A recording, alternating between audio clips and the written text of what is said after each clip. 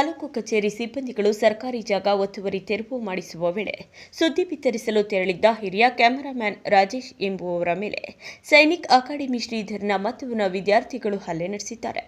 ಹುಣಸೂರಿನ ಶ್ರವಣಹಳ್ಳಿಯ ಬಳಿ ಸರ್ಕಾರದ ಭೂಮಿ ಒತ್ತುವರಿ ಮಾಡಿಕೊಂಡಿದ್ದ ಸೈನಿಕ್ ಅಕಾಡೆಮಿ ಶ್ರೀಧರ್ಗೆ ಬುದ್ಧಿ ಹೇಳಿ ಒತ್ತುವರಿ ಆದ ಸರ್ಕಾರಿ ಭೂಮಿಯನ್ನ ತಾಲೂಕು ಕಚೇರಿ ಅಧಿಕಾರಿಗಳು ತೆರವು ಮಾಡಿರುವುದನ್ನು ವಿಡಿಯೋ ಚಿತ್ರೀಕರಣ ಮಾಡಿ ಸುದ್ದಿ ಬಿತ್ತರಿಸಲು ತೆರಳಿದ್ದ ಮೈಸೂರಿನ ಖಾಸಗಿ ಸುದ್ದಿವಾಹಿನಿಯ ಕ್ಯಾಮೆರಾಮ್ಯಾನ್ ಮೇಲೆ ಶ್ರೀಧರ್ ನೀಡಿದ ಕುಮ್ಮಕ್ಕಿನಿಂದ ವಿದ್ಯಾರ್ಥಿಯೋರ್ವ ಹಲ್ಲೆ ಮಾಡಿದ್ದಾನೆ.